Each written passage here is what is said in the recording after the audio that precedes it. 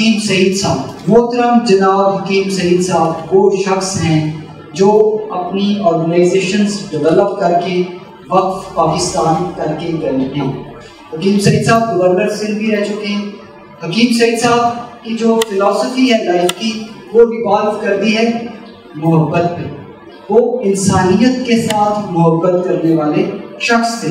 सुबह से शाम तक अपने क्लिनिक पे बैठते थे और जो मरीज उनके क्लिनिक तक नहीं आ सकते थे वो उनको खुद विजिट करते। इवन जब वो गवर्नर थे उस वक्त भी उन्होंने एक टाइम का स्लॉट रखा हुआ था अपने काम के लिए, और ये खिदमत के जज्बे से सरशार थे और इन्होंने इंसानियत की वो खिदमत की है जो आज तक पाकिस्तान में कोई कर नहीं था।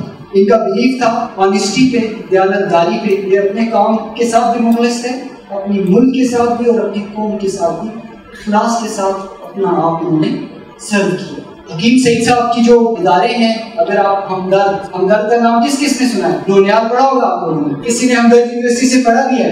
ब्यूटीफुल। हमदर्द यूनिवर्सिटी का प्रोडक्ट ऐसा शानदार होता है जो मुल्क से मोहब्बत करता है, जो कुछ पॉजिटिव करना चाहता है। हमदर्द लेबोरेटरीज का एक प्रोडक्ट है, आपने पिया होगा, रूह अफ़ज़ा, हमदर्द का रूह अफ़ज़ा, और ये ऑलमोस्ट 36 कंट्रीज में एक्सपोर्ट हो रहा है पाकिस्तान से, और ये पाकिस्तान में बहुत बड़ा रिव्यू भी लेके आ गया। प्रोफेसर मोहम्मद यूनुस साहब ये बांग्लादेश से, बांग्लादेश फाइनेंशियली हमसे ज्यादा डिप्राइव्ड लोग थे, मुश्किल हालात थे। उन्होंने वहाँ पे ग्रामीण बैंक की बुनियाद रखी थी। ये हमारे जैसे हैं, स्किन कलर इनका देखें, हमसे शायद ज्यादा डार्क है इनका स्किन कलर। हो सकता है ये हमसे ज्यादा गुर्बत के हालात में बड़े हुए हों, हो सकता है इनके पास खाने पीने की बेसिक जरूरियात नीड्स शायद कम हों, लेकिन ये चेंज है। हम जब सोशल एंटरप्रेन्योरशिप की बात करते हैं तो सोशल एंटरप्रेन्योर वो होता है जो तब्दीली लेके आता है। अगर आप एज अ सोशल एंटरप्रेन्योरशिप काम करेंगे, एज अ सोशल एंटरप्रेन्योर अपने आप को पेश करेंगे, तो you have to be impactful. आपका असर होना चाहिए, और वो असर आएगा कब? जब आपकी शख्सियत के अंदर निखार होगा, आप में खूबियां होंगी, आप में सलाहियतें होंगी। कोई भी बड़ा पैदा होता नहीं है, कोई भी बड़ा पैदा, जो भी पैदा हुआ छोटा पैदा हुआ था। आप, मैं, हम सब, हम अपने काम से, अपने किरदार से, अपने इम्पैक्ट से, अपने अमल से बड़े होते हैं। अमल से जिंदगी बनती है, जन्नत भी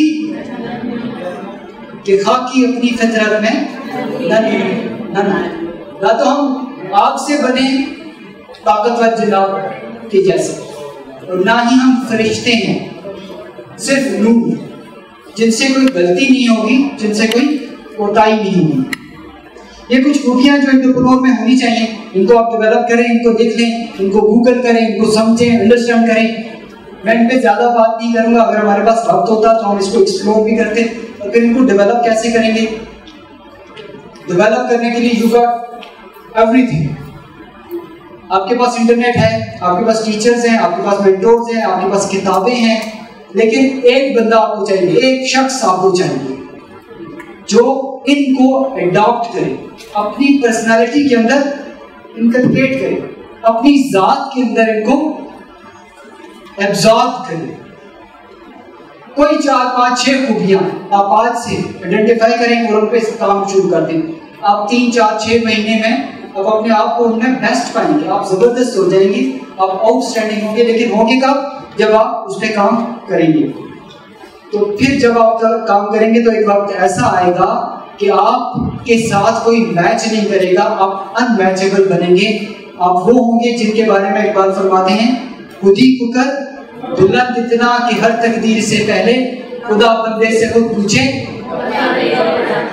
किताबें आपके पास हैं, दिमाग आपके पास है, पढ़ना लिखना सबको आता है। अपना टारगेट, अपना ड्रीम कागज पे लिखें और उस पर काम शुरू करें।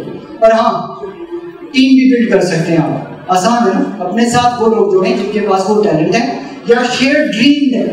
उनके जो ड्रीम्स हैं, if they share your dream, if they got similar dreams you got, आप उनके साथ मिलकर अपनी टीम भी बना सकते हैं और काम कर सकते हैं। 3 मसाइल ऐसे हैं जो आप सोसाइटी में देखते हैं और जिनको सॉल्व करने की जरूरत है या आप कर सकते हैं। वट 3 इशूज आपने लिखे, 3 इशूज।